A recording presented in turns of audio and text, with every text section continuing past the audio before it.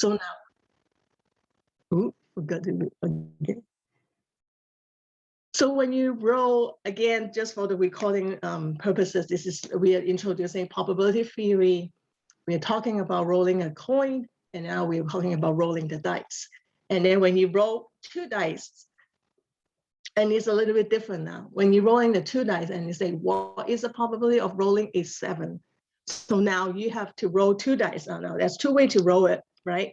You can roll it one at a time, or you can roll it together. And I'm going to show you that no matter what you do, it's going to be the same. And when you roll 2 dice together, and you can see in this table right here that you have, let's say the top, the columns are the first dice, the result of the first dice, and the row is the result of the second dice. Or vice versa, it doesn't really matter, they're the same. So when you roll, the probability of rolling a 7 is like you have to roll the first dice number 1, and then you will roll the second dice 6.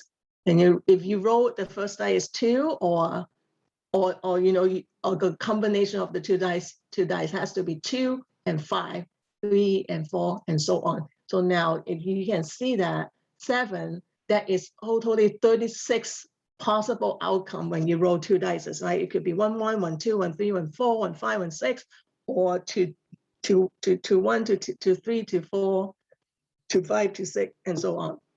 So out of these 36 outcomes, and then there is 6 of them is going to be resulting into 7. So that means 6 out of 36 outcome, that is your probability rolling a 6, rolling a 7, sorry, rolling a 7. And then it is 1, 6. So basically it's the same in here. So if I don't know whether you guys in Ecuador, you guys have gambling casino in there. There's a game called crab. And then on the crab table, if you wonder why when you roll a 7, they let you roll again, because when you roll 2 dice, 7 is the higher chances to come up. That's the highest probability, so to speak, 1, 6. And when you look at that, right, what we call snake eyes, right, 1 and 1. If you have to roll both dice and it has to be 1 and 1, the probability is only 1. The chances only happen once because you have to have the 2 dice in the combination 1 and 1. And the same thing with when you want to roll a 12, it's the same thing. It has to be 1. So that means that it's 1 out of 36 chance that you will roll a 2 or roll a 12. Now, when you roll a 3, there's 2 possibility right here, right? You can be 1, 2, or you can be 2, 1. So then the probability would be, again, same 36 outcome, but you have 2 out of 36, so 1 over 18, and so on. And you can see 4, that's like 3 possible outcome, and then 5, 4 possible. Now that's rolling the dice twice. I mean, rolling 2 dice at the same time. So that is something that we call joint probability, when you have 2, what we call random variable, that each of the random variable and carry on, different values. And in this case, it just happened to be the same, but it doesn't have to be the same. It could be roll a die and, draw a card or whatever, it doesn't have to be the same, but usually you're rolling 2 dice at the same time. So this is what we call joint probability. It's like, okay, I'm rolling the 2 dice at the same time. What is the probability rolling what did I say, 2, right? So that means that I have to roll the first die into 1, and the second die has to be 1 also. So the probability of rolling a 1 on the first die is 1, 6, and probability of rolling the second die, and it also show up at 1, is 1, 6. So I basically multiply this 2. You don't always have to write a table like this. Sometimes, the number is really big, the possible outcome is really big. If you can figure out the individual probability, and you need to make sure this situation, this event, so to speak, happen, and the other events happen, this, like the keyword is "and" in here. And then so you just multiply the 2 probability, and then you will get your answer right here, which is the same when you draw a table in here, right here. So then, and then I'm just like, okay, then how do you, without the table, how are you going to calculate the probability of 7? So in probability of 7, each of this column is 1 case, right? 1 situation or 1 event. And then you have to roll 1 and 6, or right, 1 and 6, right, and 6. So that is the multiplication in here. 1 6 times 1 6 is 1 6, 1 over 30, 1 over 36. But I have 6 scenarios, so to speak, 6 scenario or 6 events in here that will result into 7. So I need to make sure that each event, I accounted for. So between each event, I'm adding all together. And it happened to me 1 over 36, 6 times is the same. So I multiply 1 over 36 to 6, and then I get 1 6 right here. So this is what we call joint probability. We're looking at 2 variables in here that happen at the same time, so to speak. And then I'm going to ask you, and then consider this, is like, okay, what if you roll 2 dice separately? First, you roll a dice 3, and you got 3 in your first roll. Now, what is the probability you will have a 7, right? So it's really legit questions. And it's like, oh, do you have a higher chance or do you have a lower chance to get a 7? So this is what we call a conditional probability with 2 random variables, X and Y. So remember, this joint probability is like imagining throwing 2 dice at the same time. Conditional probability is like talking about, hey, I have a situation. I have given you a situation. I've given you that the first die is set 3. Now, what is the second dice? And what is the probability that I'm going to roll a 7? So, right. So that means that in order to roll a 7, if I have the first die 3, the second dice has to be 4. So I'm basically asking you, what is the probability of 4, right? And does the first die affect the probability of the second dice you roll? And you probably already know it doesn't really. It doesn't matter what you roll at the first, just because you're rolling a 3 at the first time, it doesn't mean that it's going to give you a higher chance that you will roll a higher number or a lower number, unless, it's not a fair die. So the mathematical notation is like, basically I'm asking you, what is the probability the second dice is equal to 4, given that, so this little bar in here is like written as given that your first die is equal to 3, right? So when you think about it, and then as I say, it should be 1 6, because no matter what number you roll on the first dice, it should not affect the number that you will be getting on the second die, right? They are totally independent. The probability is the same. So you might think, okay, and this is like just like rolling 2 dice at the same time. Pretty much so, because what we say, the 2 variable is actually independent. It's very important concept in probability theory, and it's also very important concept in cryptography, because it's really based on probability theory again. And then they are not only identical, but they're identically distributed. So this happened to be, you have 6 dice, 6 number on one dice and 6 number on the other dice. Now, if you happen to roll a 6-sided die, and then you have a 20-sided die, so they won't be identical distributed, but they will still be independent from each other. So when you say 2 variables are independent, that's usually what we really want. For example, when you do a survey, you want the probability of you picking the first person, the person, it should be able to pick, you should be equally chances to pick everyone, in your group or wherever. So that's really, really important concept, that when you come to fairness, or when you come to, trying to making sure that the randomness of the variable, or what you're trying to do. So now, this is just happened to be the case, right? This has just happened, the conditional probability is not always this way. And there is some cases that when you when you're given a number, your probability is not always just equal to that probability of that second variable. So this is what we call, later on, you can see what we define as perfect secrecy. That means that you have equal, people cannot really guess, what happening, what is the probability of the second variable if they are given the first variable, and which is really important in, forming or creating those crypto systems in here. So now, not all the situations are like that. because if you think about the English alphabet, or I'm sure the Spanish alphabet have the same properties in here. When your first letter is T, what is the chances you will get another T on the second letter, right? Or what is the chances you will get a Z on the second letter?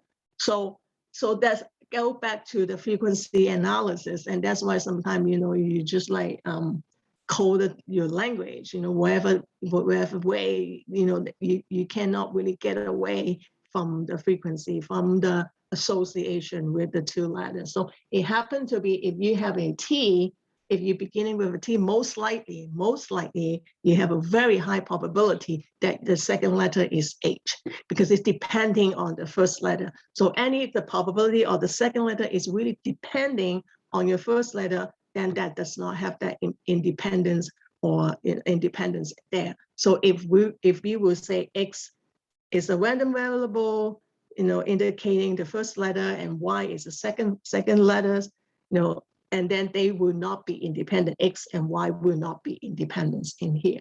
So just for fun, I, Google this and from online, and then you can see that this is like really interesting.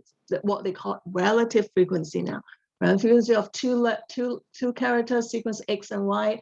X is in this row in here. So we want to give them a T in here. If you look at this row in here, the chances, 330 times it happened out of 10,000 times that you will get the second letter is H. So that obviously that that's why I say that sometimes you don't have to even decrypt the whole message, right? And you can, like, if they give you certain alphabets, and then you might be able to even guess what language is it. What is the word it is. And then I think the second frequent one is T right here. Oh, it's O. So TO, you can find it really frequent as well. It's 115 times out of 10,000 times when you look at the English language text. And then I think 75, and then you have TE. So that just shows you that, the second alphabet is really depends on your first alphabet, what you roll. And that's actually how spell check is work. And then it completely drives me crazy, because if you don't get the first alphabet, well, I guess that maybe they improve it. If you do not get the previous or the beginning letters right, and then it will mess up, the prediction of your English letter. It just shows you that this data too, that really depends when you have a probability, depends on what you're given before, and that's what we call a conditional probability in here. So now we're going to be formally define, a single variable, a random variable, and then two random variables. So in the case of you rolling one die or you're tossing a coin, there's only one variable. If you have a random variable X right there. So we say a discrete, in this case, we're studying discrete. And usually the random variable have two types. The variable have two types. The variable is either discrete or continuous. Continuous usually the number, you can continuous on a continuous scale.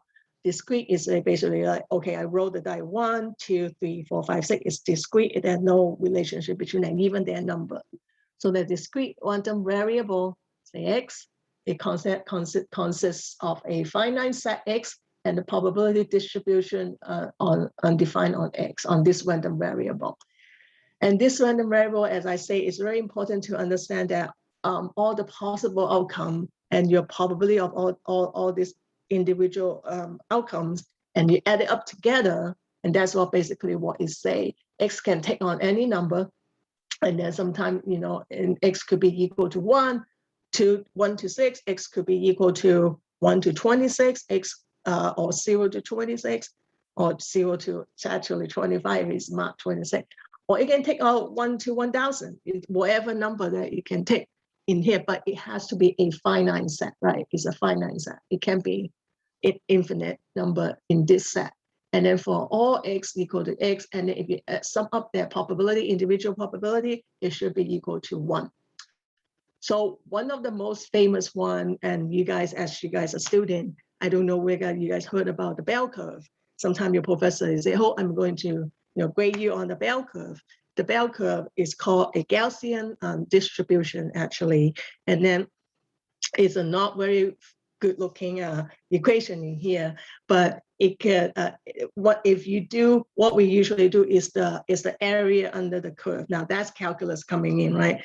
So any distribution that is a continuous, variable, because you can score 0 or you can score all the way to 100 and any number in between. So it's continuous variable, and then what we usually call is like if you do a area under the curve, it should be equal to 1. And when I study statistics, I do a lot of integration, the equation of the distribution, and that's what we initially meant about this, all the individual probability, possible outcome, and if you sum it up together, it should be equal to 1. And it's just a theory. You can't argue with that. So now that's just one single variable. So if you have two variables, and that's what we come conditional or joint probabilities coming in. So when you have two random variable in here, x and y, and then again, you probably seen that notation before right here, and that's just a probability of x given y. So, and then it can express into two different equally, equation in here. So, so the probability of two, so the random set x and y respectively, the random variable, the joint probability is this, is the probability of x taking on the value of x or y, on that. And the conditional probability will be expressed to be like this. So joint is have a comma in there. Conditional probability, you have a line in there. So again, it is read like this is a probability of x and y. This is probability of x given y, because you're given certain condition, and then you figure out the probability in here. So is taking on, okay, x, of course, x take on value of x, y taking on value of y, and then when it's set to be independent variable, so again, it's independently random variable, independent, okay. If the joint probability is equal to, basically just multiply the two possible outcome in here together for all x. Now remember, this is very important in this form. Every single x, every single value in this x, set of x, it has to satisfy this equation in order for us to say they are independent in here. So joint probability, and so there is a relationship between joint and conditional probability. And this relation, you might at the first glance, you might say, oh, it's the same, but it's not the same. So the joint probability, you can either express the first one or the second way. The first way is like when you look like this, is the joint probability is equal to the conditional probability when you're given y, probability of x given y, multiplied by the probability of x. Or you can do it another way around. You can do probability of y given x and multiply by probability of x. Because of these two equivalent equation right here, we can actually turn them into this equation here. And this Bayes theorem is very, very famous and is very handy, and we use that quite a bit to calculate, a conditional probability in here. Conditional probability, if you look at that, you still think that, or it just look the same. But remember, if we want to do, when you want to find out probability of x given y, we are going to do the reverse in here. Probability of y given x, if we have that probability handy, multiply by x and divided by the probability of y. Now, of course, when you have something divided by that, you go on to make sure the probability of y is not equal to 0. It has to be greater than 0 to get this probability. And again, all probabilities should be less than 1. It should be a fraction. It should be a percentage. And that's how we usually express that. And if you do calculate the probability, either conditional or joint, even joint or conditional probability, it will not be greater than 1. If you have on an exam and stuff, do that, and then you have a greater than 1, and you got the wrong answer for sure. All right. So that's why we come into perfect secrecy. Now, perfect secrecy doesn't mean perfect security. As I say, there's no such thing as perfect 100% secure crypto system, except the one-time pack. It's so hard to use, nobody really using it. So perfect secrecy is really help to making sure that, you're encrypting, your message, and you have equal chances for people to guess. You're not, so to speak, giving anything away. It have a higher probability to be this message or start with that alphabet. So that's why we say a crypto system has to have perfect secrecy. That doesn't mean perfect security. Again, doesn't mean perfect security. It doesn't mean perfect secrecy, and that is what usually crypto system work. You got to making sure that every single possible answer is there, so to speak. People cannot say that, it might be, it's sent by Jennifer. It might be higher probability that we're going to meet. It's not going to be that way. You cannot give away any hints, so to speak, on your encryption or on your encryption. So you say a crypto system have perfect secrecy if this conditional probability of X given Y, right? There's two variable in here, and it will be equal to X. This is the very same case that when we are rolling 2 dice separately. Remember, we given that the first die is 3. What's the probability that you have the second dice is 4, right? It doesn't mean that if you just roll a 3, it doesn't mean that you have a higher probability to roll a 3, 4, or 5 or bigger number.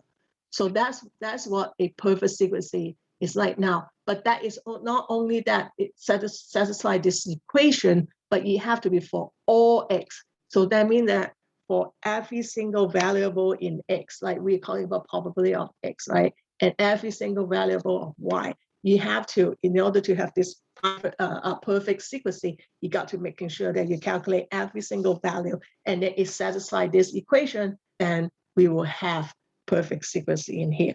We'll do a small example in here just to show you what perfect secrecy is like. It's just a formal definition in here. There's a posterior probability, which basically just like probability of Y, that the plaintext X, given that ciphertext is observed, that is identical to the priori probability that the plaintext is X. So basically, it just describes this equation in here. So now we're looking at the example in here. Let me see whether I can scroll right there. Okay. So this is a very simple crypto system. If you can see, it's really not defined by any mathematical equation in here. This is really defined by probability in here. So you have plaintext, 2 possible plaintext, A and B, and then the probability of A being 1/4, and probability of B being 3/4. And then you have the key here, and now this is another example. There's a good example to show you that not a crypto system using the same key again and again. In fact, most of the crypto system, they use different key. Sometimes they use the same key, but we'll talk about different crypto system later on, and you can see, but a lot of the time that, you do use a different key sometimes. So that in here, you have 3 different keys in here that you could use. So with probability of using the first key is half, probability of using the second key is 1/4, and probability of using the third key is 1/4. So if you're adding up 1/2, 1/4, and 1/4, that should give you 1, right? Because like all the possible key and the possibility of each individual one, some of each individual probability should be up to 1, same as A and B in here. Because the probability is only, you either have a plaintext A or you either have a plaintext B, right? So if you add this up to probability up, and then it should be equal to 1. In fact, if I give you 1 probability here, you should be able to figure out the other probability. It's just 1 minus the other probability in here. So now we have a ciphertext. A ciphertext can be 1, 2, 3, and 4. And again, it's a super easy, crypto system, and we're just using it as an example. And we're not using this for sure. So, and you also have a encryption functions that we define as the following. So you have encryption using key 1, encrypting a text A will be equal to 1. Encryption with the plain text B using key 1 will be equal to 2. So those functions are defined already, basically tell you how you're doing encryption and decryption. And then you have encryption using the key 2 and encrypting the plain text A, you'll get a 2, you get a ciphertext 2. If you encrypt with plain text B using the same key, you will get 3. And using the third key to encrypt A, the plain text A, you get ciphertext 3. And if you use the same key to encrypt the plain text B, you will get the ciphertext 4. So it is much easier to looking at the table in here. So I'm going to, so to speak, translate all this like mathematical probabilities into a table. I have plain text on the top. I have the key on here, on the rows, and then this is a result, right? Using the key 1, encrypting an A, encrypting key 1, encrypting A, I should get ciphertext 1. And then it happened to be 1/8 probability you will get a ciphertext 1, because how? 1/4 multiplied by 1/2, 1/2. This is like, again, it's a joint probability we are talking about, and this is independent. If ciphertext A and the key have 1/4, and then the probability using the key 1 is half, and then the probability of you have this ciphertext is really 1, is 1/8 in here, and so on. And then you can do the same calculation in here. If the probability of A, and then with using the key 3, and you have the ciphertext 3 is 1/16 in here. So and you calculate on both of them on your probability of the individual ciphertext in here, and then you can calculate, you can come up, you can beginning to see the probability distribution of your ciphertext. They only take 4 numbers, right? And then so the probability of having the ciphertext 1 is actually 1/8, because it doesn't, if you look at B, it doesn't give you the probability of nothing that you will get you to 1 right here. None of the key will give you the ciphertext 1. So the only chance you can get 1 is decrypted the ciphertext plain text A with your key 1 right here. And then probability of having the ciphertext being 2 is a different story, because you can see 2, you see the green square in here, green cells in here, that you can have 1/16 chances that you get a 2, right, by encrypting the plain text A. 3/8 chances have a ciphertext 2 by encrypting the plain text B with the key 1 in here. So if you add up 1/16 and 3/8, you get 7/16 in here. That's how you get that probability in here. And then if the probability of 3, a ciphertext being 3, is the same thing, because you have 2 possibility that you have ciphertext. So I have 1/16 plus 3/16, it'll give me 1/4 in here. And the probability of giving a 4 as a ciphertext is again the same as 1. There's only one possible way you can get a ciphertext equal to 4, and this is going to be 3/16 right here. You have to be encrypting the plain text B using the key number 3 right here. So now, if you remember, in order to calculate the private secrecy in here, I have to have, right, you looking back in this equation, I have to all this probability here.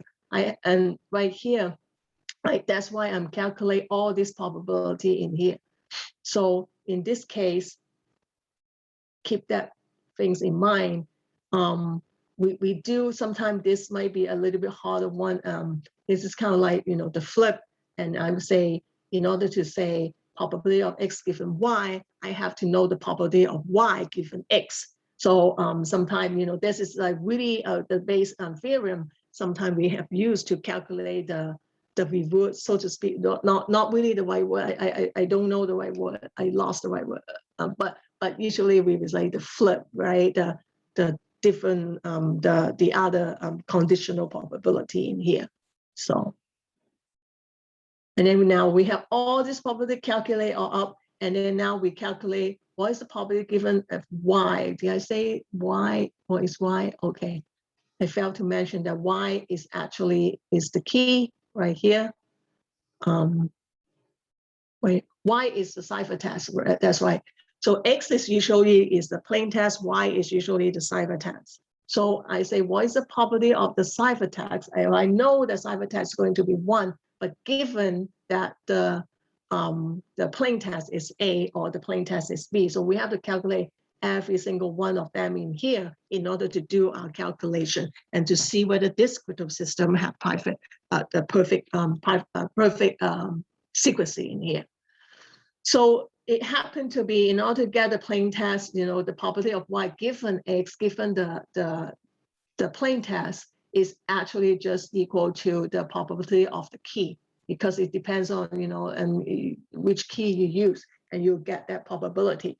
So in here we have, if you are having a plain text, given a plain text A, you're looking at this column in here, and then what is the probability of 1? It's actually 1/2. Because it's 1/2 of the time you're using the key, and this key will give you, the ciphertext 1. So if you have probability of 2, the 2, but you're giving, given that the A is your plain text, again, you're looking at this column in here. So the only way that you can get 2 with given that there's a plain text A is really because of the key, and use it 1/4 at a time. Use it 25% of the time, this key. And same thing with here, 3 and 4, 3 ciphertext 3, and then given that the plain text is A. Now in this case, if you're looking at this column, it will never give you a plain text ciphertext 4. No matter which key you use to encrypt the plain text A, it's not going to give you the 4. So that's why we say the probability of 4 ciphertext being 4, given that you have a plain text A, it is going to be 0. So we do the same thing on the other side with the plain text B in here. Given you have the plain text B, what is the probability of the ciphertext being 1? And if you look at that, it is the same situation at the 4 with the plain text A. The probability is 0 in here. And then with the other 3 probability, it's just the same using the probability of using the key. It just happened to be that way in here, in this crypto system, using 3 key. So now we have probability of A and B, we have probability of all our ciphertexts in here, and we have the probability of the ciphertext given the plain text. Now we're ready to calculate what we really want to calculate. Now we have all the numbers in here that we can calculate the conditional probability in here to see whether it has secret frequency, secret privacy, perfect secrecy in here. Okay. So once we put in all this into the equation in here, this is a example how to do it. The probability of, let's just take this as an example. So I want to calculate the probability of A, which is the ciphertext, with the plain text being A, given that we have a ciphertext 2.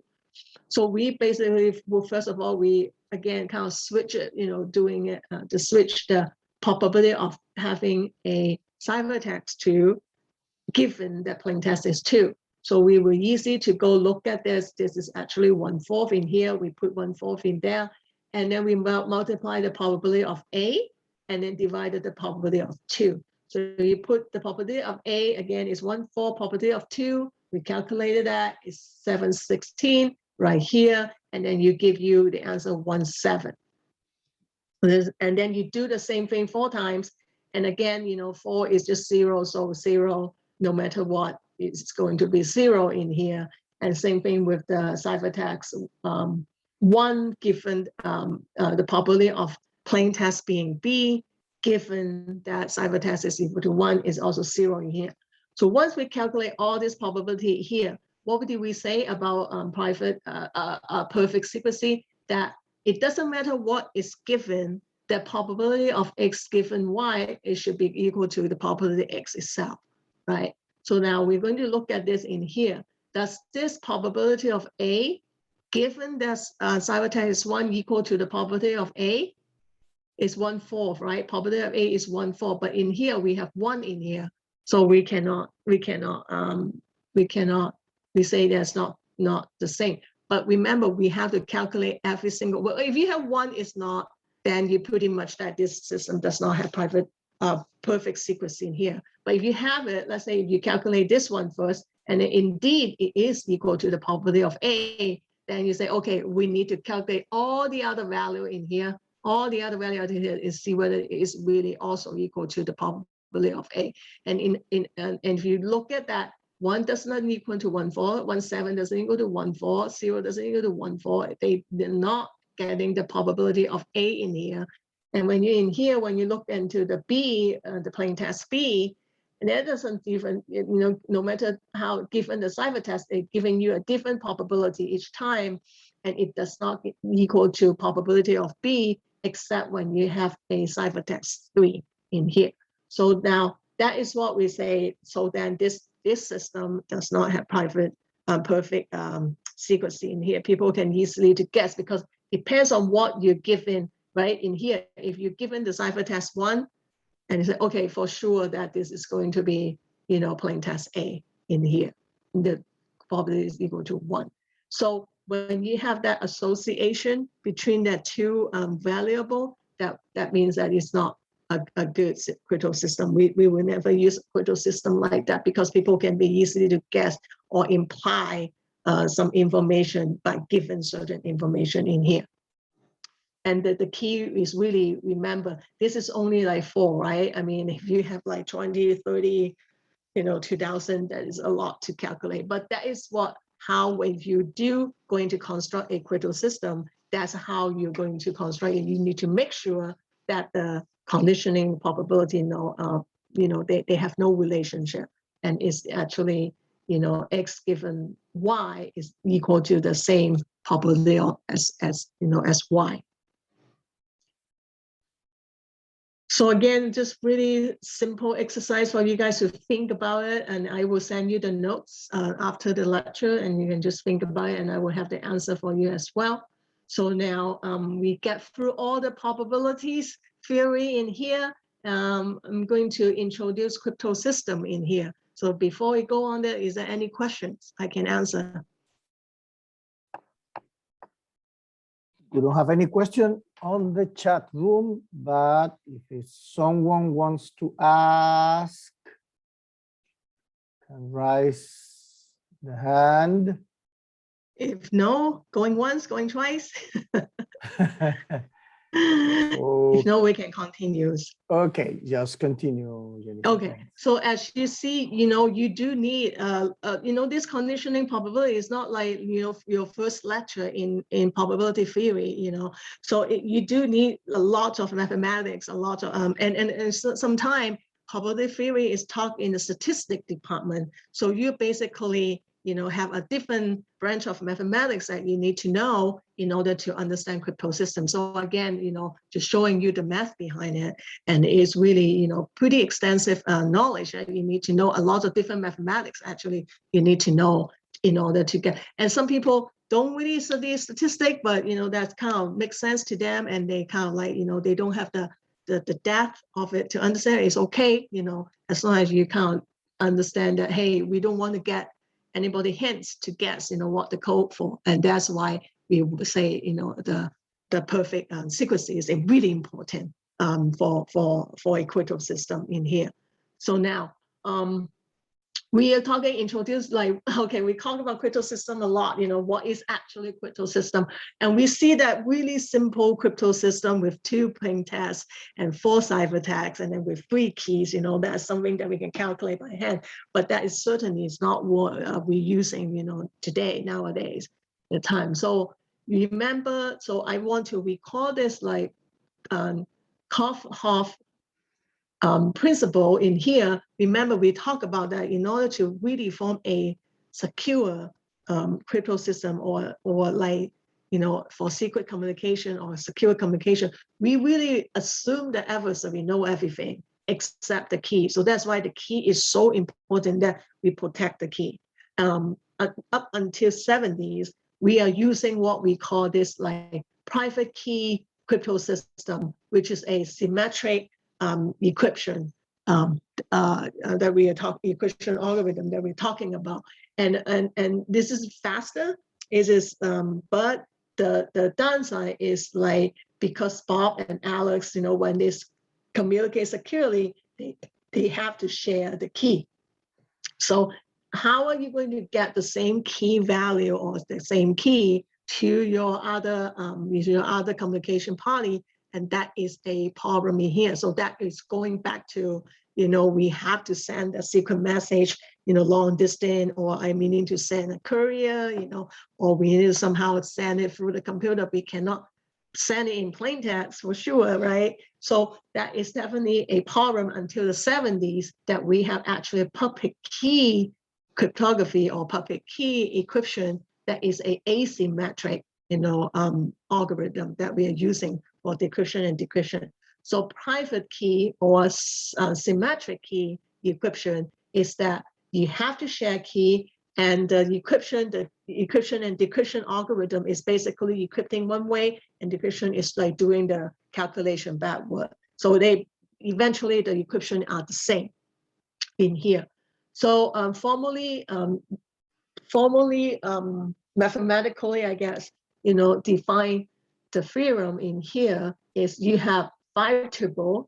It is a crypto system. So again, same old things, plain text, ciphertext, key, encryption algorithm, and decryption algorithm. So you will have, so the in order for a crypto system to work, your key space has to be same size as the ciphertext space, and the same size of your plain text space. So they basically are just saying that, if let's say for English alphabet, your ciphertext and plain text should be 26 is the same.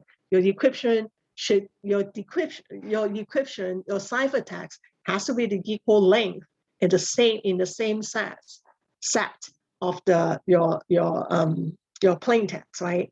So if you encrypt something in English and then come out with Spanish, I'm just like, oh my gosh, that's not a very useful thing, and it's not a crypto system in here. That the key space and the ciphertext space and the plain text space has to be the same.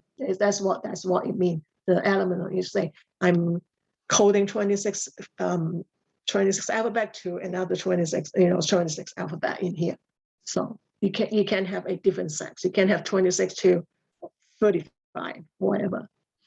So then the crypto system provide perfect secrecy if and only if every key is used with equal probability 1/k, and for every x in P, that every plain text in the plain text set, and every ciphertext in the ciphertext set, that is a unique key that you will decrypt is a plain text into a ciphertext in here.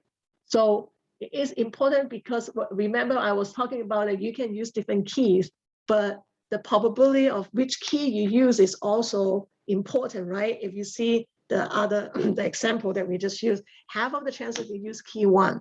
So people probably guess half the chances if you just use key 1, they probably guess, what your message is about. And that's why that we have that, remember, that's what we have that probability of giving the ciphertext. And then if you have a probability of A as a plain text, given that you have the ciphertext, and that's equal to 1, because that's the only way you can, key is used half of the time. And then when you crypt the A, and it's always give you the 1 if you use key 1. So that's not a good system in here. That's why that we want to make sure if you do use multiple key, making sure they are equally distributed, right? Or we call uniform distributed.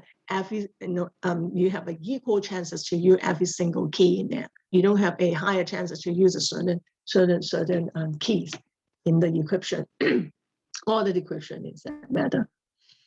And it has to be, again, the keyword is every X and every key and, and every Y. So it has to be true for every single value in that ciphertext or plain text.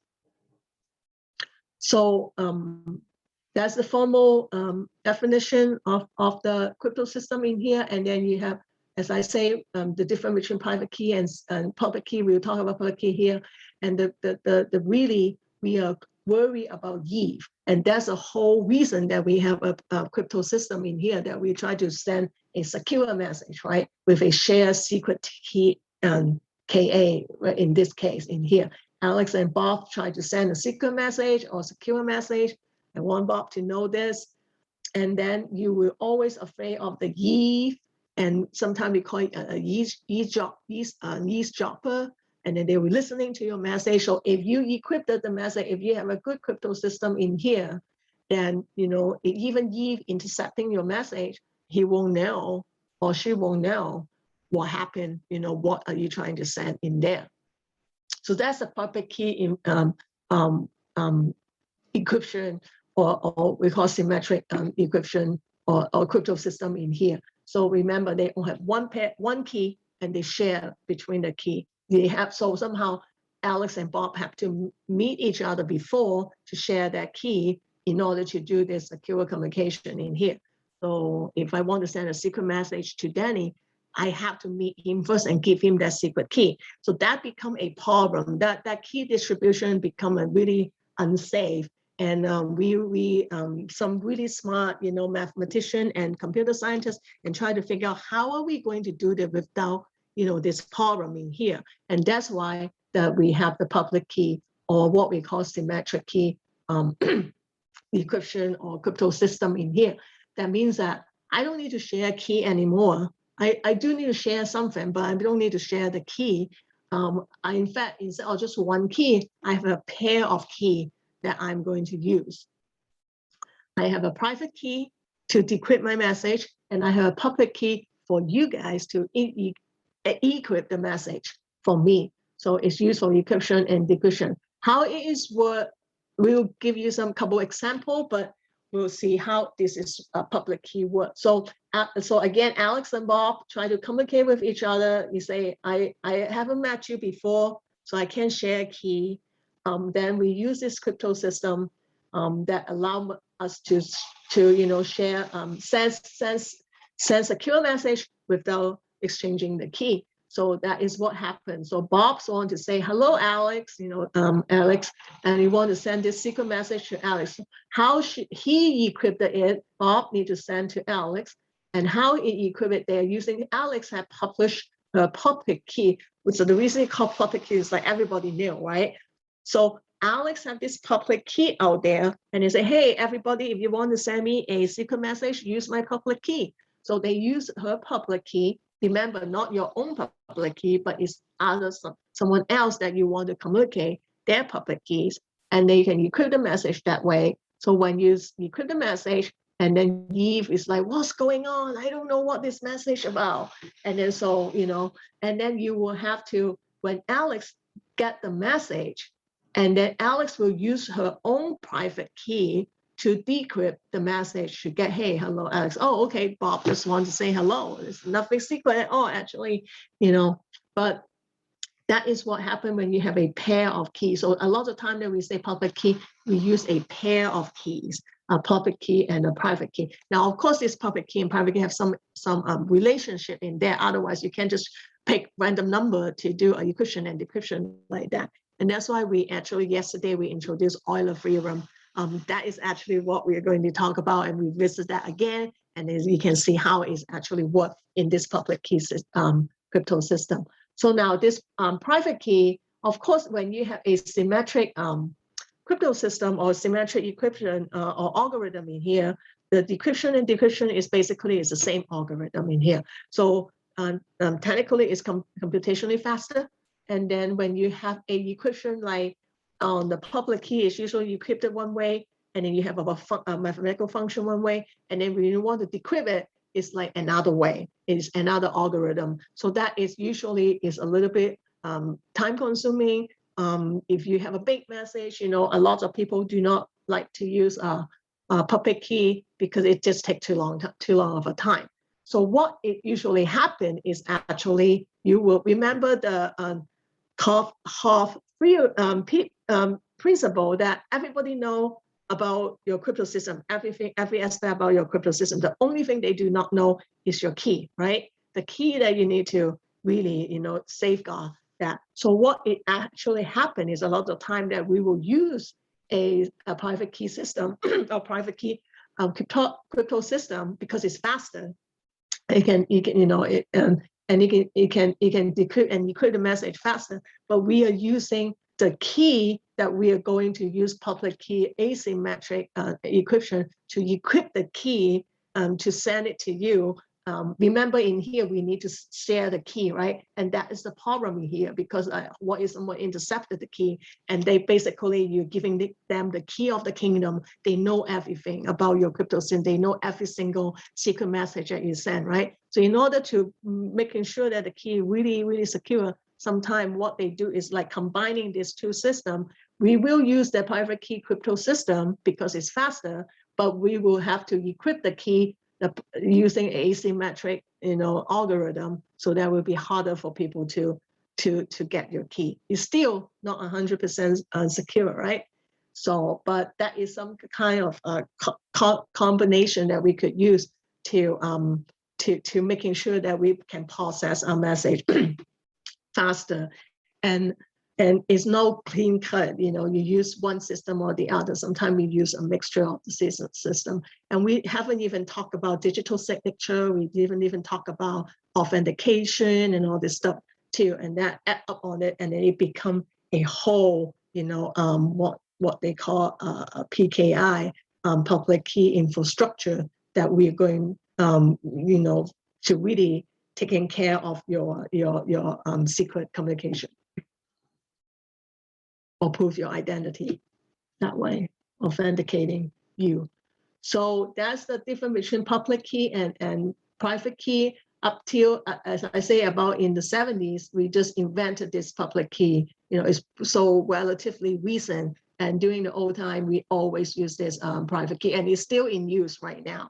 So we're going to see an example, and this is a private key example. It's called Advanced Encryption Standard, AES. In fact, if you play Station, that is what they use for encryption when you probably send information to them and stuff. So remember what I say, you want the crypto system as complex as it need to be, but you want the encryption algorithm to be kind of easy to do in one way. And then if the person have the right information, right key, it can also pretty easy to do the other way. In this case, the encryption algorithm and the decryption algorithm is the same. Okay, so it's just like the shift cipher. You add 3 to get your ciphertext, you minus 3, you get your plain text back. So, but this is, of course, is a lot more complicated than just adding a number, shifting a position of the alphabet. This is the adopted to the encryption standard. This is probably in the United States. Not sure about other country, but if you want to communicate secretly or securely with other party in another country, has some kind of standard. So I think they will probably, some country will have the same standard.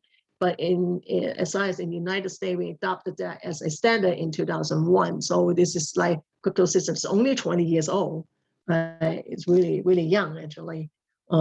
It takes time to really have a good crypto system. You put in a lot of testing and evaluation and making, for example, perfect secrecy. Do they have perfect secrecy? Does that have given certain bit string? Can you predict the other bit string? So, the absolute randomness need to be there as well. So go for a lot of testing before the crypto system become a standard.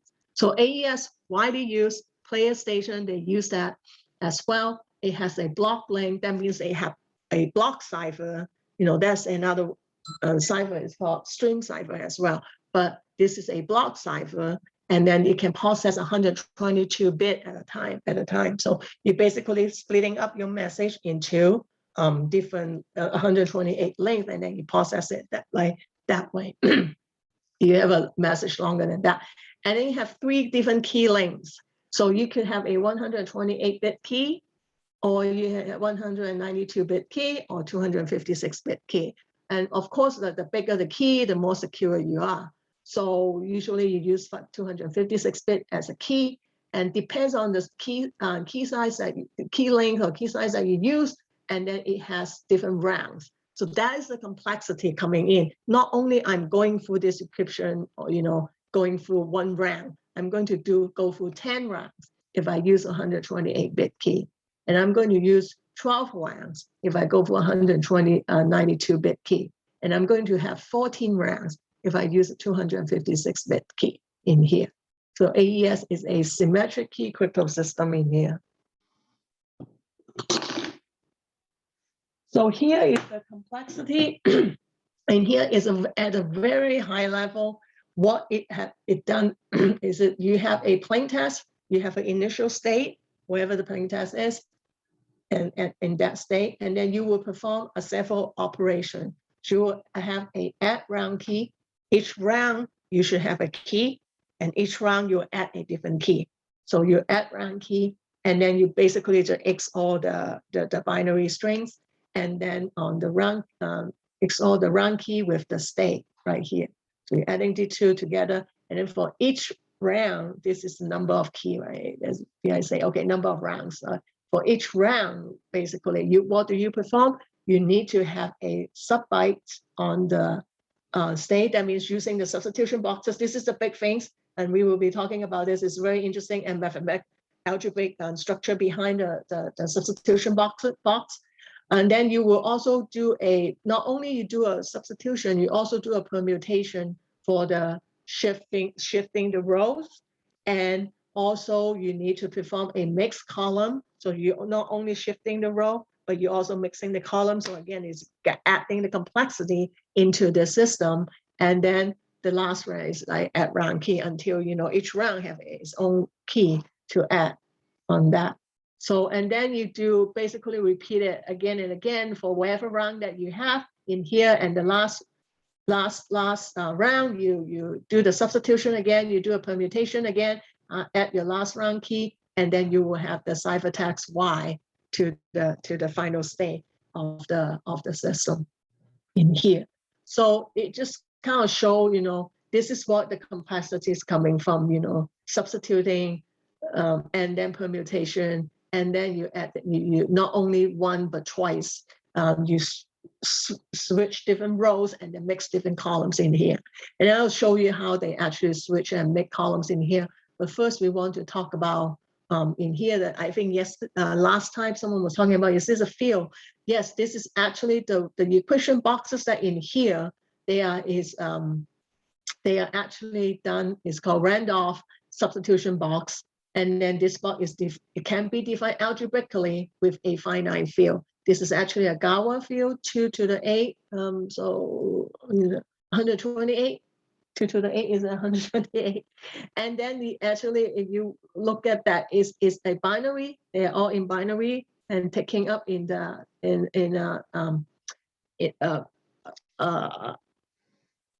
X as that's X is usually is the plain text, but in this case, it's any variables in here, X, any one variable. And then this little slash is actually when you think about, remember we do modulo mathematics, that actually modulo a number.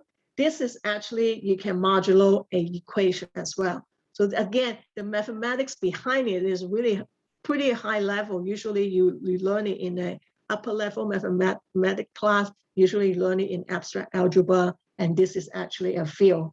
This is a finite field.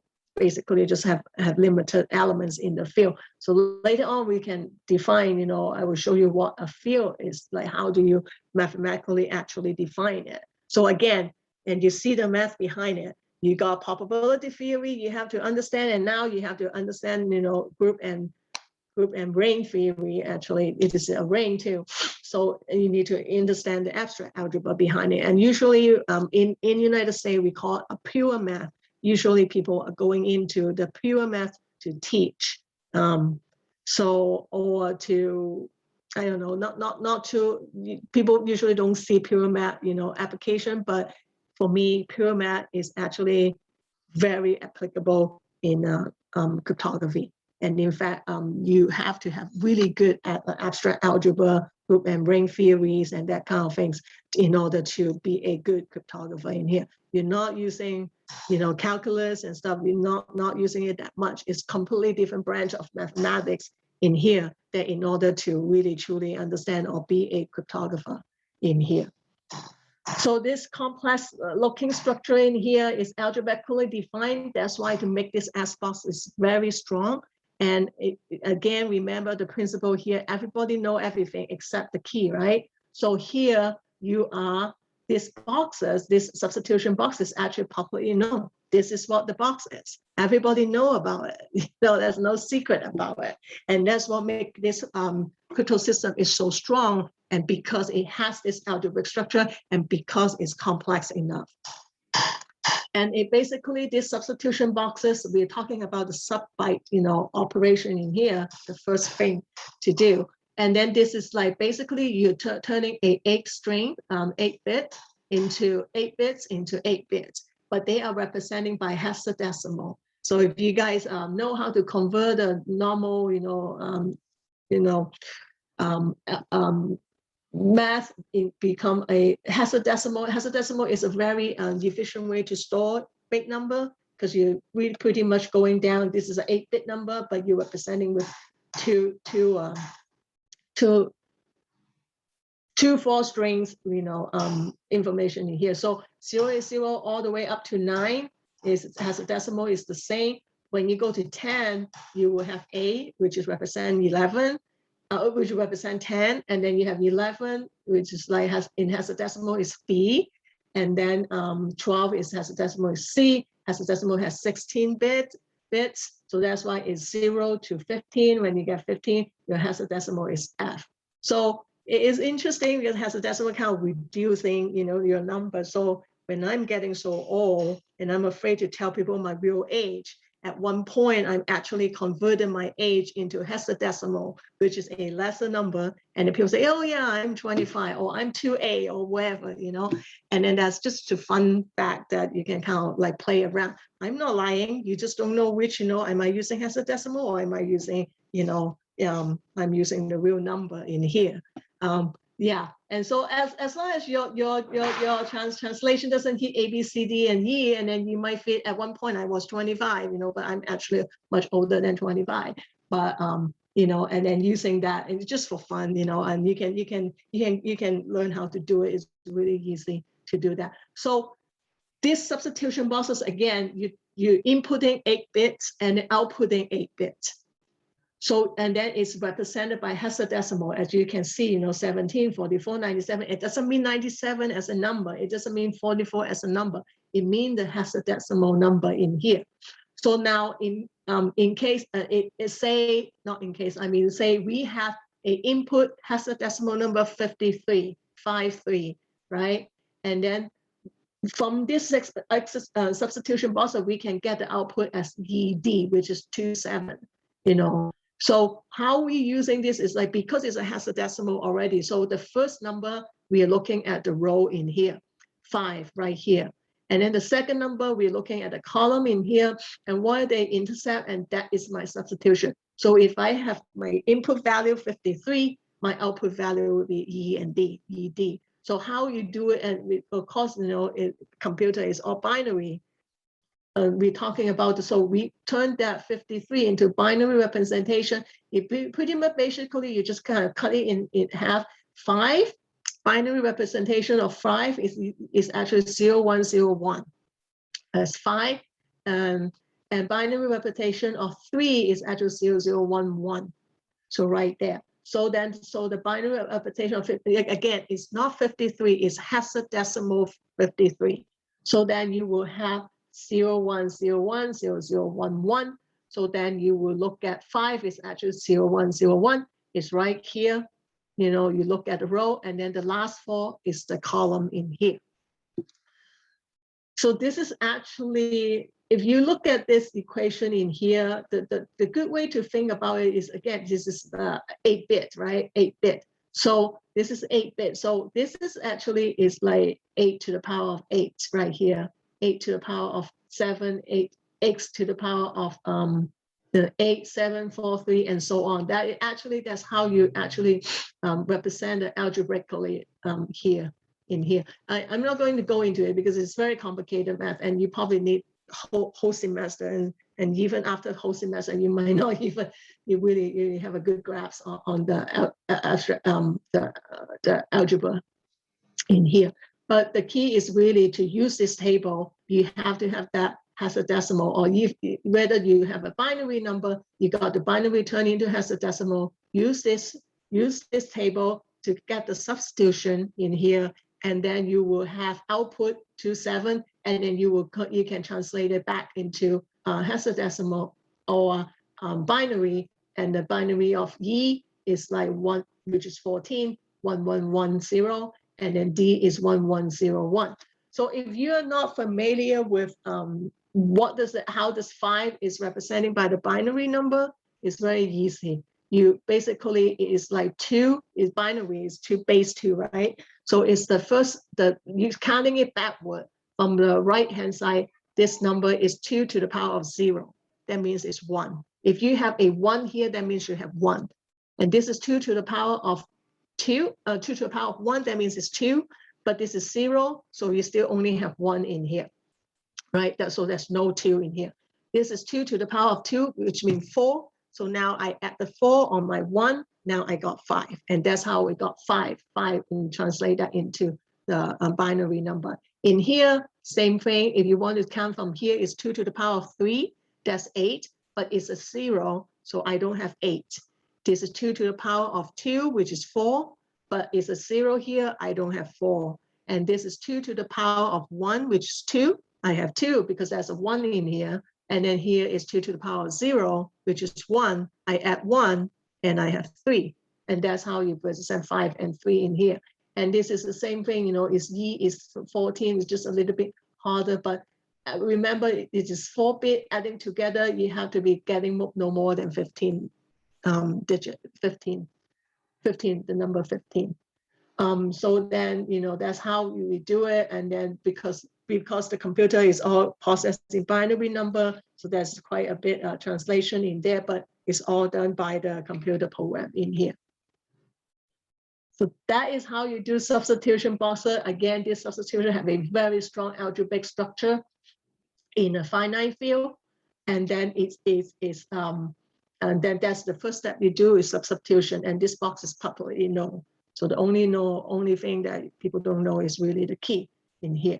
So the stay, now once you do the substitution, we're going to do a shift rows and mix column, right? So remember, this is a 128-bit block that process 128-bit, 128-bit, 128-bit at a time. So you got to split up the message into 128-bit blocks in order for that. The 128-bit is, I usually have something that help me to do. 128 is 2 to the power of 7.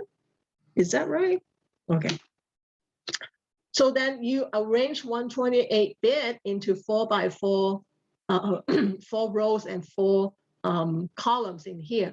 So that's how that you can allow you to switch row. So when you say, okay, I'm going to switch one row into third and one, I'm going to switch that. And then I'm going to mix the second column to the third column. And you can see that how it can further scramble your message, right?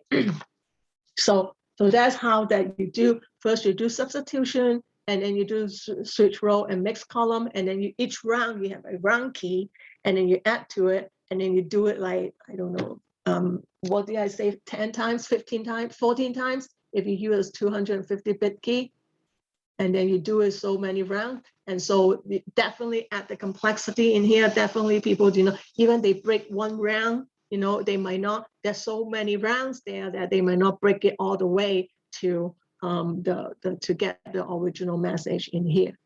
So there might be a good time to stop about, any questions about private key and public key and this AES system in here. We have a couple questions. One for Romy Acosta. Isn't it ED equal to 14 times 16 at the power of 1 plus 13? Maybe trying to, convert ED completely, maybe. No, ED is basically just adding E and D, 14 at 13 right there. So it's not. Oh, she's trying. Okay, I got it. She's trying is just to represent it as a power of 16. Oh, okay, I see. So, yeah, okay, that's a good way to think about it. It's the same thing actually. Yeah. So, but if you're using this table, it's really simply just 13 plus 14, D and E and D adding in here. So, but you're right. This is right? This is going to be your 16 to the power of 0. 1. It's 0. Yeah. Oh no, 16 is 8 base. Actually, it's 8 base, right? 8 has a decimal. There's 16 to the 0. Yeah, it's the same thing. Okay. You just write it down in a sequence, of 16 powers. Yeah, that's right. I had a question for AES. So do they have to share the same private key at the beginning, right? They do, because it's a private key crypto system. They do need to share the private key. Okay. So each of them will have a key, because like, if I'm going to encrypt the message, I'm going to use the key to encrypt the message, going through all these, all these actions in here, right? And then when you get to on the other side, the other person will have the same key to going, so to speak, doing the operation backward. So you do need to share key. That's right. So you have to have a protocol to submit the key. The private key between partners. Now, I'm not sure, because I don't do hardware and I don't deal with this, like in the real world, actually, only in the mathematical world. That's what I'm interested in, understanding all the math behind it. But I have a suspicion. I think you can actually have the key in your hardware. So let's say when you buy a PlayStation, Sony PlayStation system, the key is already in there, right? Somehow when you boot it up or wherever, and then so that's one of the way that you share the key, So it is kind of scary, but again, each console can have a different key, right? So you cannot be able to, kind of like, using the same key again and again. So again, you can use different key in here. So I'm a suspicion that there's something maybe embedded into the hardware. Maybe that is one way to, distribute it, or somehow they distribute it. But that's why that when you talk about, actually, I will introduce a little bit about cybersecurity as well. And then hardware tampering, that's sometimes that we really worry about as well, because you could actually get certain information, from the hardware itself. So. Okay. Any other question? All right, if there's no more question. Okay, we sold to Jennifer again. So yeah, so now this is going to be pretty so I have a little exercise in here just to have fun, to play with the S boxes in there. So you can do that your own, and again I'll send you the notes after that. But this is like kind of introducing fields and ring. So when we talk about that as a finite field, what does a field actually mean? It is actually defined, mathematically defined, actually by a ring. A field is a cumulative ring R with identity 1 in that ring. It's not equal to the zero elements in that ring that satisfy this axiom. For each A is not equal to the 0 elements, the equation AX will have a solution equal to 1. 1 is usually we call the identity in ring, have a solution in the ring. So that means that A is actually a multiplicative inverse of X. So imagine that this is like A, what is A, right? Imagine something multiply 3 equal to 1. What is the multiplicative inverse of 3? 1/3, right? So that 1/3 A, of course, it has to be in the ring elements as well. So that is like, the ring is a structure, is algebraic structure, is a set of number that have all this like interesting axiom or property in here. So now this is just a cumulative ring, right? So I mean, okay, then what is actually a ring then? Then you go through the ring is non-empty set R, equipped with 2 operations, usually addition and multiplication. The operation, you can define it your own. It doesn't necessarily mean the regular, regular addition and multiplication that we think about. We can say operation star equal to 2x plus 1, that could be one operation as well, but that's really getting into really complicated. But this is usually what we mean.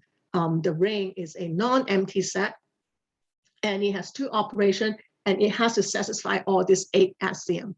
So I remember when I was studying ring theory, that's group theory too, but it's particularly in ring theory, I have to do a lot of proof, logical proof, that I need to prove that this set of number is a ring.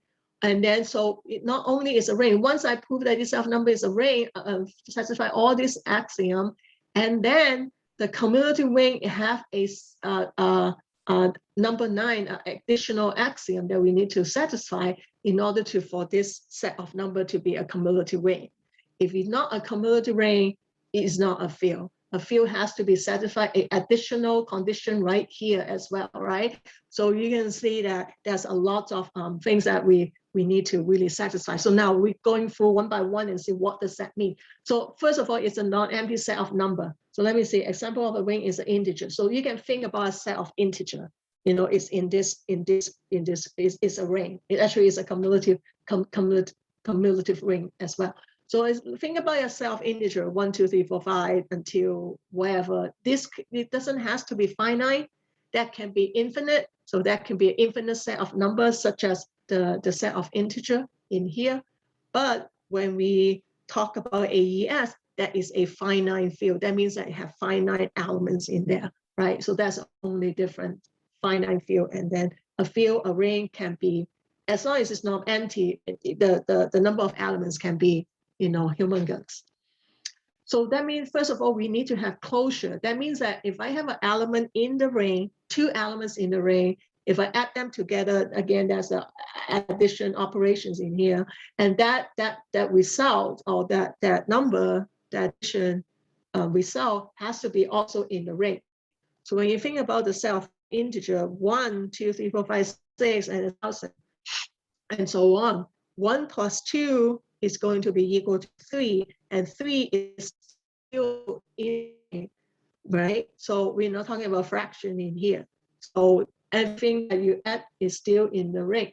So that's called the closure. So everything, the addition operation has to give you, the result has to be within the set as well. Associative, this is pretty, basic mathematics. Everybody know about. Again, we'll be talking about basic regular addition and multiplication. We're talking about A plus B and C associated, it should be equal to A and B associated and plus C as well. Cumulative addition means that A plus B is also equal to B plus A. This is all true on integer, but the cumulative addition is not true on matrix C. So be careful, matrix C is not cumulative. So a lot of time that, so matrix C cannot be a ring.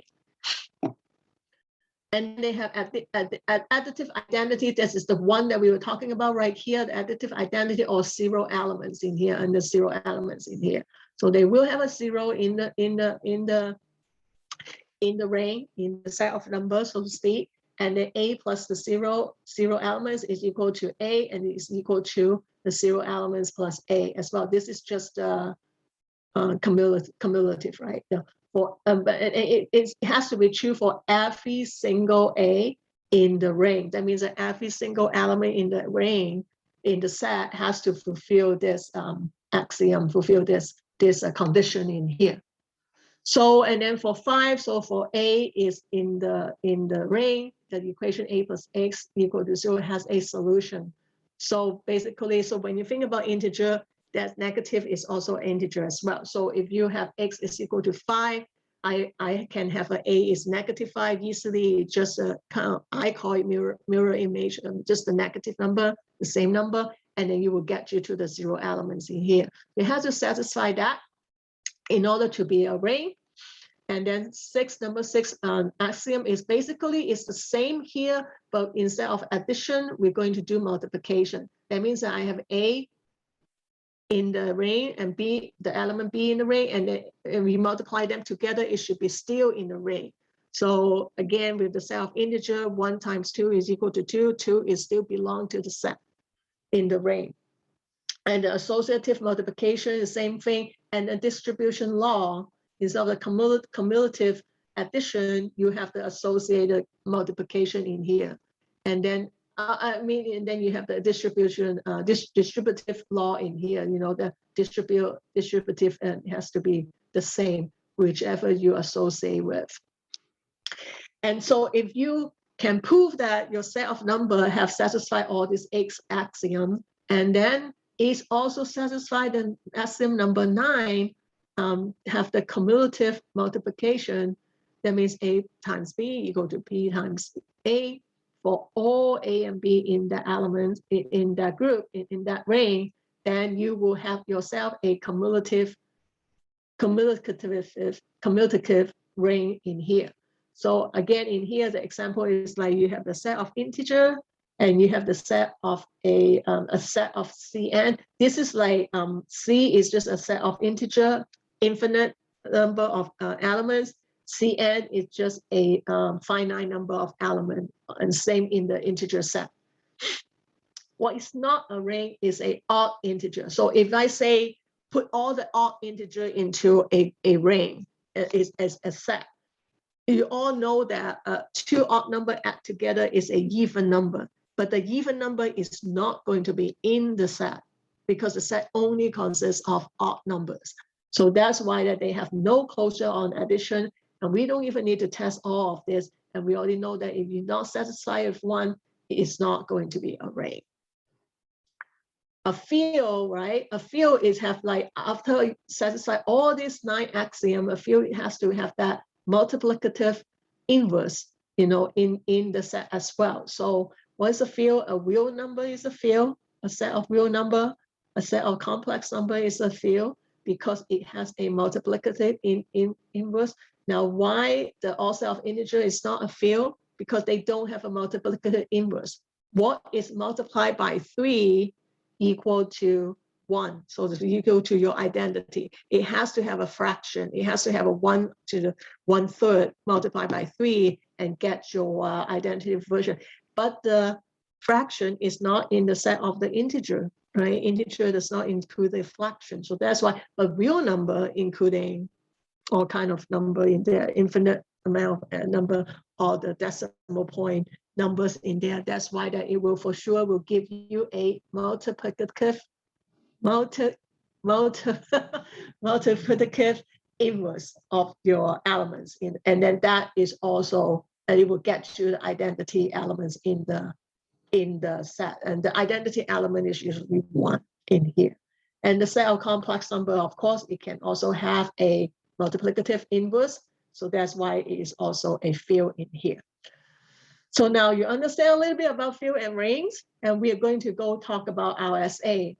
Now we've seen a private key or symmetric key crypto system or encryption there. Now this is actually again, the invention of public key is about in the 70s, and then our RSA is a very famous and invented by 3 different, the last name start with R and S and A. That's why we call it RSA system in here. And then they have the problem with the, so again, the problem with the symmetric key is really we need to share the key. So that is like, I can only communicate people, I can only share secret message with people that I already met before, so to speak. I would share the key before. For people that I don't know, like any of you, I don't know about you guys, I want to send you a secret message, then I can actually use this crypto system to do the job for me. So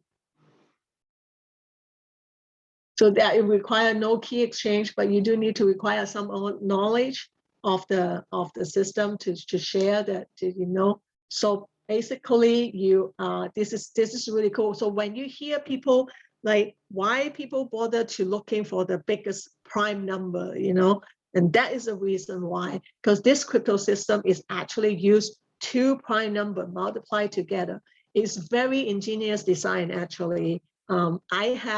I don't know whether it's true or not. I read a book long time ago, it telling me that the computer science, it took 3 computer scientists try to figure out a somewhat, it's not really a true one-way function, but one-way equation is very easy, but the equation is really, if you're doing the algorithm backwards, it's really hard. So they are trying to figure out, and they work on the problem for 3 years, they couldn't figure it out.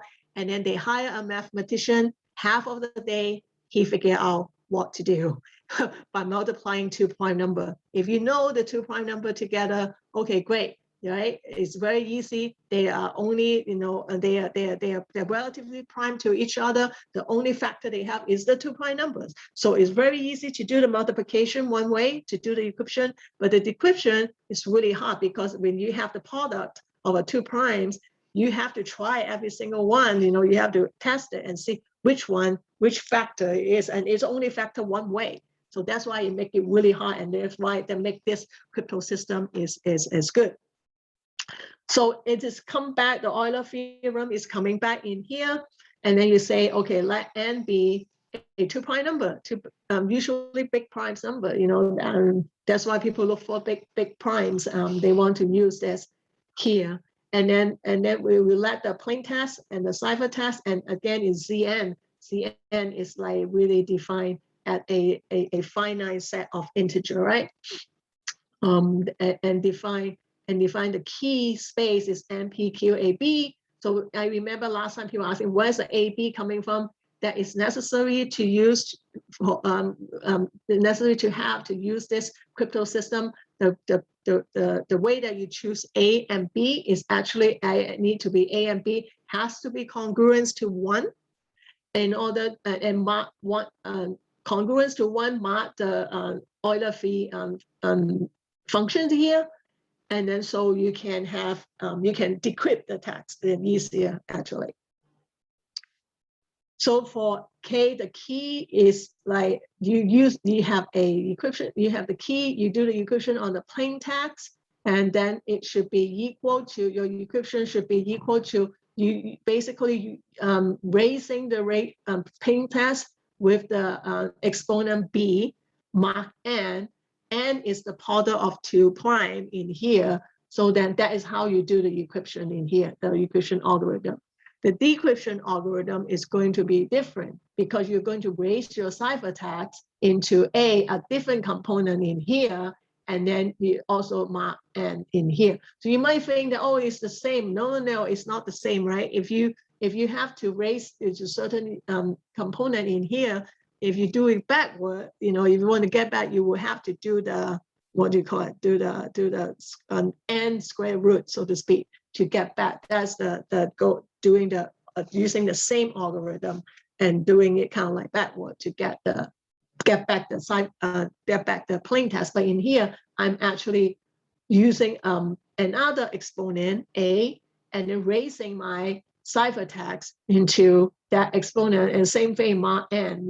They all need to know about the N, but they don't need to individually know about what the 2 primes are about. So that make it very easy to no shared key involved. All they need to know is the N, because when they do the encryption and the decryption, you need to know the N, the number, modulo N. And the value N and B, because you do the equation, they are public. So everybody know about it. Everybody can encrypt the message. You can encrypt the message. You can use my, B is actually my public key, and you can use the public key to encrypt the message, send it to me, and then A is my private key. And when I get your message, I can use my private key, to get your message. Of course, you have to know. Okay, N and B is public, and then Q and A and form as a private key. So in reality, we don't. That's another that's another mathematical background that you will need to know, because like in reality, you don't know the P and Q. You only know the GCD of the P and Q. You only know that this two is relatively prime.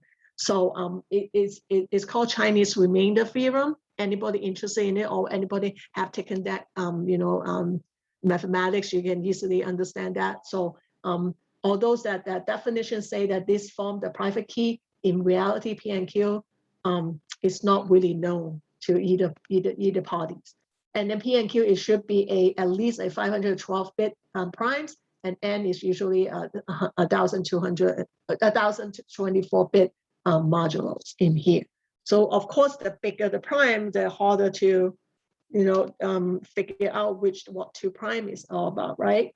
So reminder of your Euler theorems in here. Your Euler free function is P minus 1, Q minus 1, which is a number. So that become so your A and B, you got to pick your exponent carefully. So because you have to satisfy this equation in here, A and B multiplied together will be modulo to 1.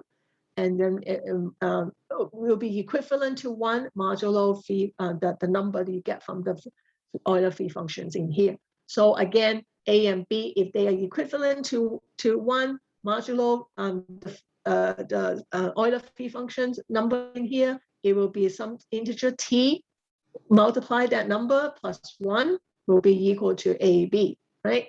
And then suppose that X is actually in, so this little star in here, that means that not only I'm talking about a finite set of integer, every single element in this set is relatively prime to n.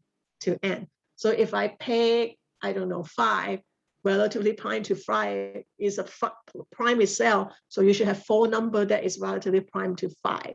If I pick 6, 6 is relatively prime to 1, but not 2, but not 3, not 4, but 5, and 6 is not relative prime to 6. So 6, if I have a Z6 in here, I only have 2 elements inside. So that's what it means. So this is a particular set, particular ring, I would say. And then we suppose that X is in that elements in there. So then your plain text, X is your plain text, right? And then you raise, remember your encryption is raised to your public key, your opponent's public key here, B. But if I want to, let's say do I have that in here? No. And imagine that you encrypt the decryption. So you basically, this is your decryption, or you decrypt the decryption here. You should get back to X right there. So that means that when you have X, raise a B, and then that is your ciphertext in here, right? And if you raise it, this is your encryption, and if you raise it to A, that's your decryption in here. So that means that take care of the decryption algorithm in here. So it should be equivalent to this. Again, we kind of go through this X to the power A and B, because we have this, where do we say A and B is actually equal to? Right here, right?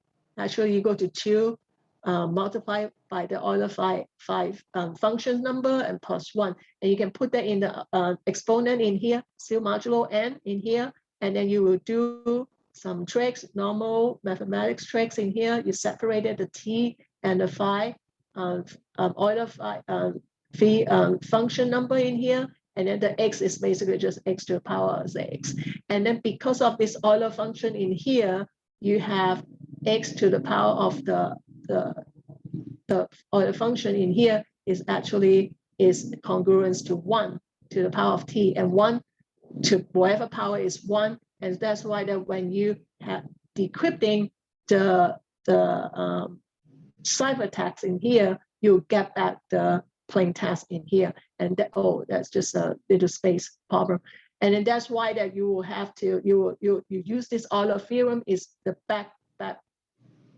background of how you can get back your plain text in here. So a little bit, again, you can see the mathematics behind it, and then that's how that our RSA crypto system is work.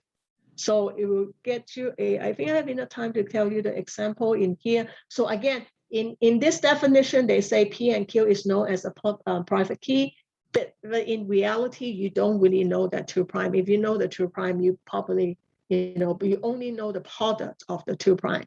But there is a mathematical way called Chinese remainder theorem can prove that the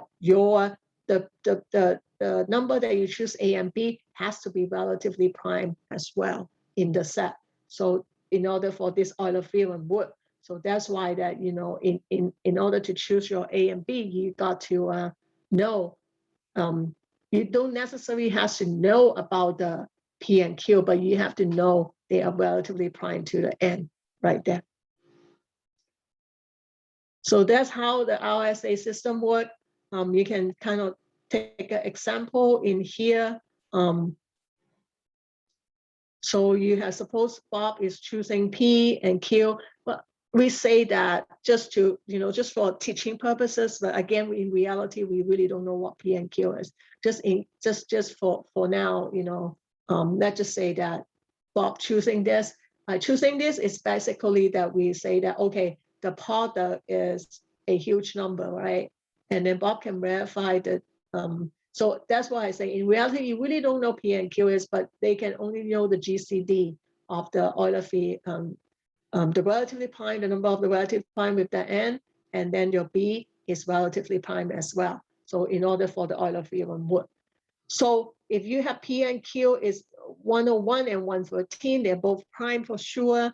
And then you have the product N is 11,413. So if you have that and calculate the Euler functions, you will get about 11,200 number in here. So again, the Euler function is really giving you a number in here.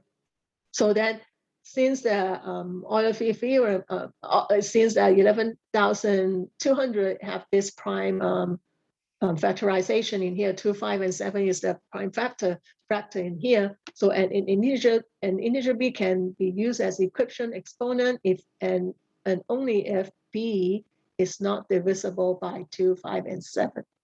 So this is just a pretty regular, normal mathematics. So every number can be prime factors, represented by the prime number, and then just the different exponent in here. So then you need to pick the b that is not divisible by this prime, the factorization of this number in here. So let's say Bob choose b as 3533, then b, the inverse of b, so to speak, mark this Euler function is 6597. So Bob have the secret decryption, his secret decryption exponent will be 6597 in here. And that's how they choose it. So now Bob is going to publish and say, hey, my public key is 11415 and 3533. So then Alice is now going to send Bob a secret message. The plain text is 9726. We just use number to easily to show the calculation in here. And then Alex decrypted the message using Bob's public key as following. It's like they use the plain text, they raise to the box, B, the exponent that Bob gave, and then modulo the N in here. So if you calculate this, it's going to be 5761. 5761 will be your ciphertext in here. So then when Bob receives your ciphertext, Alex's ciphertext, then he uses private key which is what he calculated right here, A, right? Because it has to be inverse of the component B modulo the Euler phi functions number in here.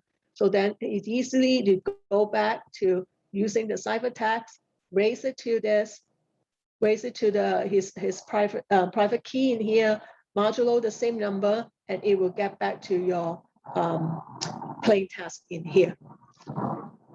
So this is basically x to the power of b, right? X to the power of b, you get 5761. Imagine this is x to the power of x to the power of b. The exponent is b, and then you raise the exponent of a, and then you modulo the n. It should give you back your plain text in here, which is what we have in here, right there. So that's how RSA works. Now, again, I will say, not all crypto system is 100% safe. It is a lot of attacks, what we call crypto analysis on that. And the weakness is actually in choosing the exponent B and A. So again, the B exponent, if you calculate the inverse in the same modulo, and then you get the exponent A, right? So that is definitely create a, you got to be careful what exponent you choose. It could be choosing an exponent that is easier for people to find out your private key in here. So in this case, no key exchange, but you just publish your public key, basically is the product of the two prime number and then your phi function, Euler phi function number here that you can easily calculate that. And then you just need to publish your exponent, the B number in here for people to encrypt the message to you. And then you, of course, secretly, you already have a component in here. So then you don't need to, you can decrypt the message and there's no key exchange really need to. Only public knowledge, and then this is public. So everybody know N and B, everybody know how to send you a encrypted message. And you calculate A from B, so you know how to decrypt the message as well. So that's how one way to do it. And again, multiplying 2 prime is very easy. You can do it on the calculator, you can do it on the computer, little kid with calculator can do that, but try to factor the product back into 2 prime, especially a large prime, it is really hard. So that's why this is really cool, a good crypto system to use.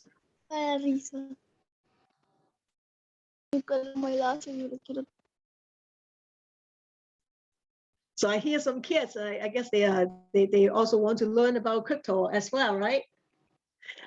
So anyway, so as you can see, the RS is really using, so one way is really easy to do. The other way, it's really hard to figure out. The other crypto system is use a similar, notion is algorithm crypto system. We're not going into it because it would require you understand the group theory, another mathematical, concept behind it. But it's the same. Instead of multiplying 2 big prime in here, and then in here we basically it's just like raising. We use the discrete logarithm problem, and if you it's really hard.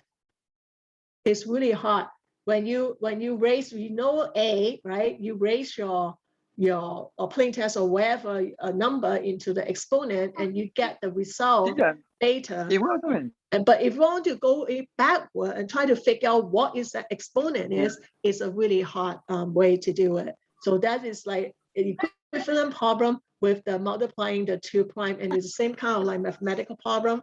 And as you can see, crypto system is usually based on very hard, mathematical problems to making sure that we achieve our goal for secret communication in here.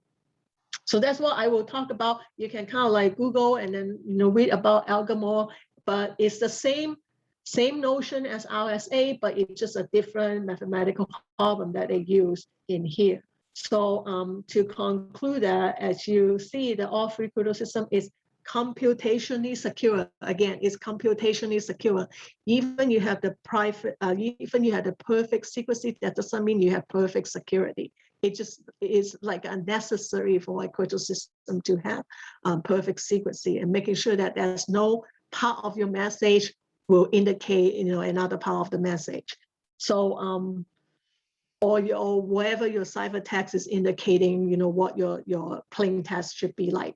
So again, it's computational secure, but it doesn't mean that it's going to be secure forever, because whereas the computational resources increases, and you will have, it may be 3 to 5 years from now, it might not be computational secure anymore, especially when we're talking about quantum computing. We're all worried about that they're going to break all this crypto system in here.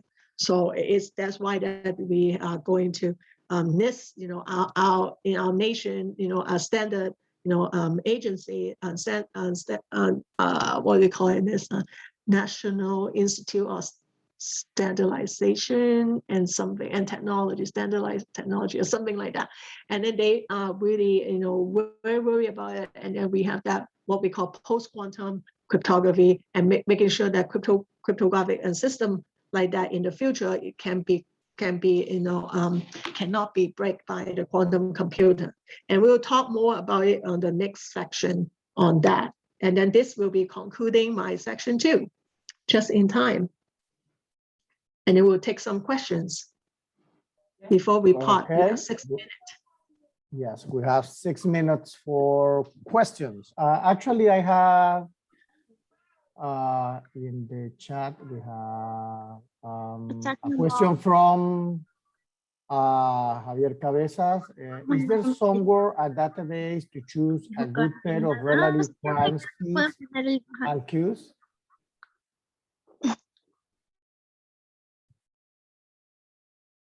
Did you hear me?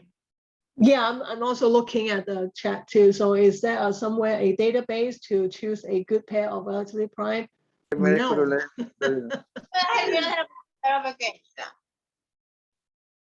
Yeah, so every you need to mute. I don't know why it keep not muting. So, but no, there is a no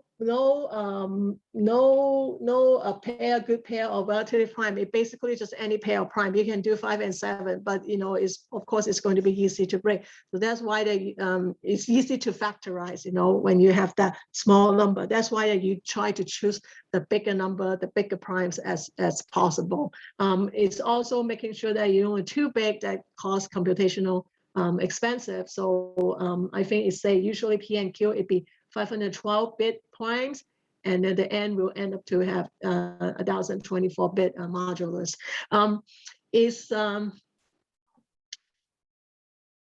So from itself, choosing the 2 primes itself is a problem, right?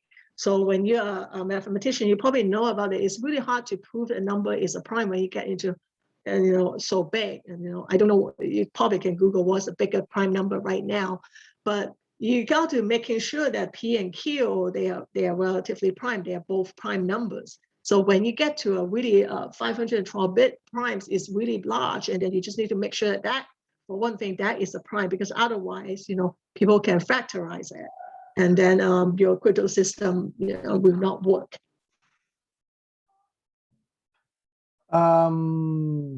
Giovanni Spinoza says, does cryptocurrency work like this?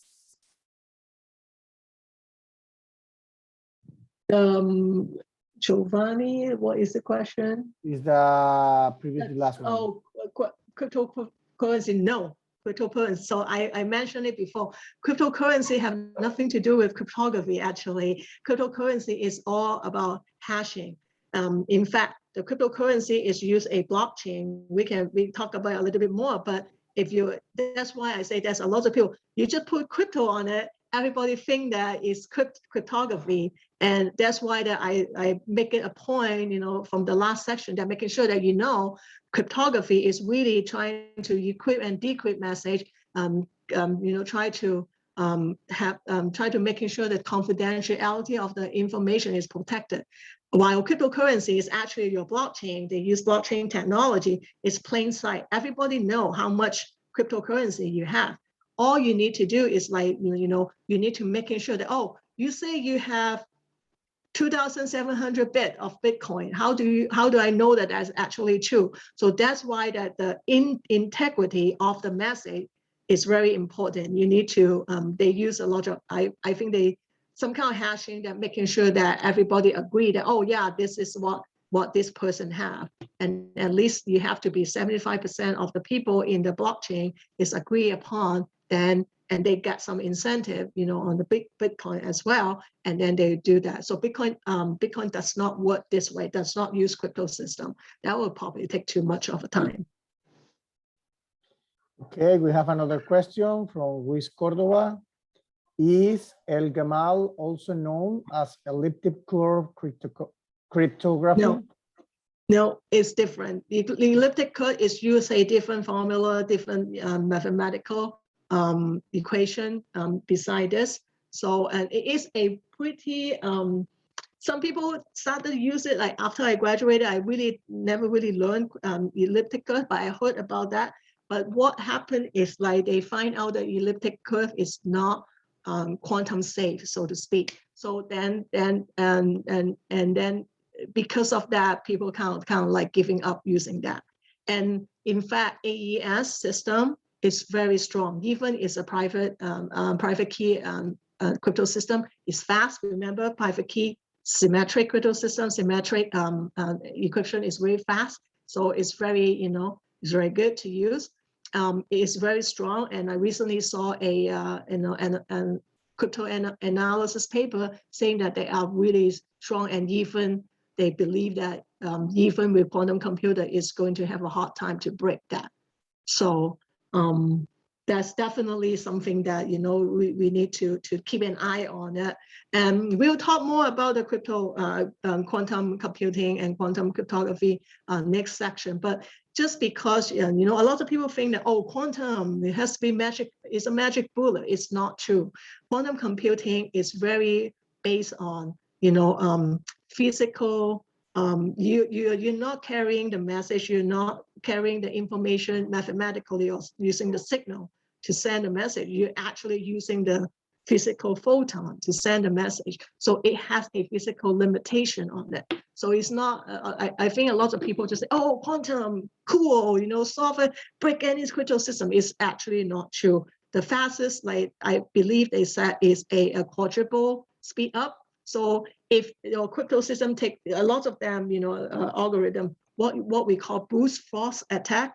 Brute force is just basically you try every single key, try every single possible key to try to break the system. And we call brute force, try every single possibility of it and try to break the system.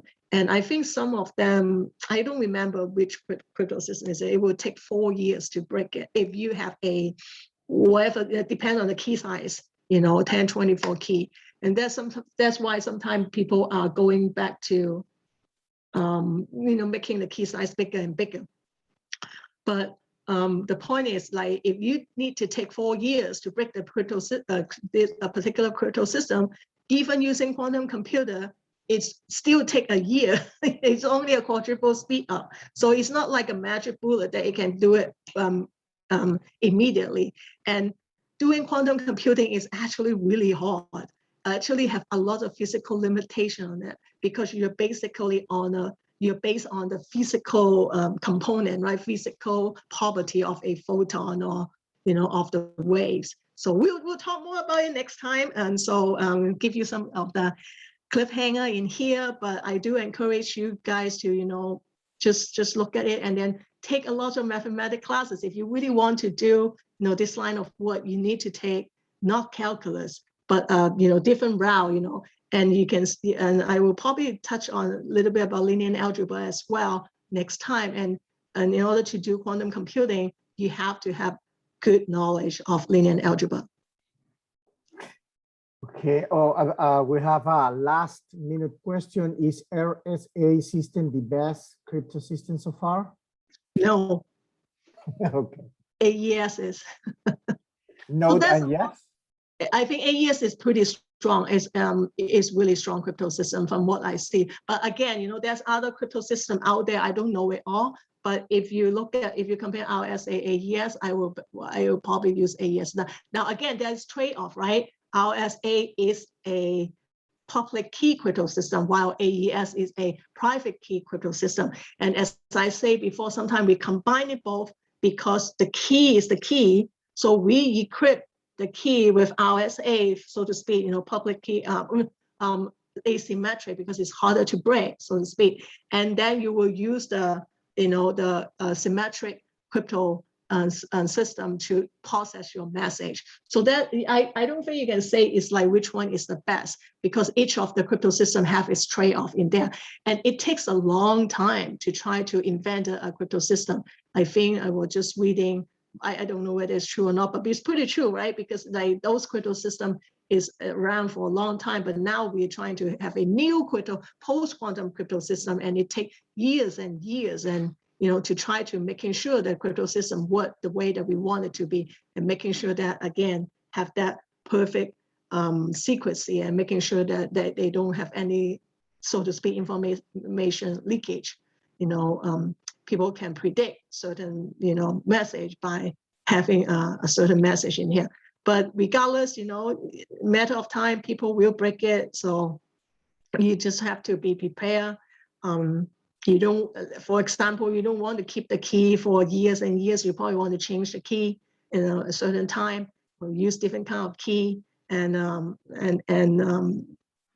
it is really take time consuming to invent a new crypto system that work really well. But each system have their pros and cons, so to speak. Then no one system is better than the other system. Right? Okay, thank you very much. Fantastic. There is a last comment, but we ran out of the time. The next talk is going to be in 6 minutes, actually, or 4. No, 5 minutes, I'm sorry. So I invite you all of you for the Mix Tático, una nueva alternativa multivariante para analizar matrices de datos de 3 vías que contienen datos mixtos.